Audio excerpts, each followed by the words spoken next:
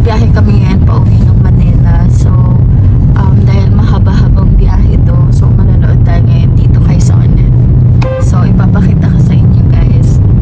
So, ayan, manonood tayo ng bagong Final Destination ngayon. So, yung Bloodlines.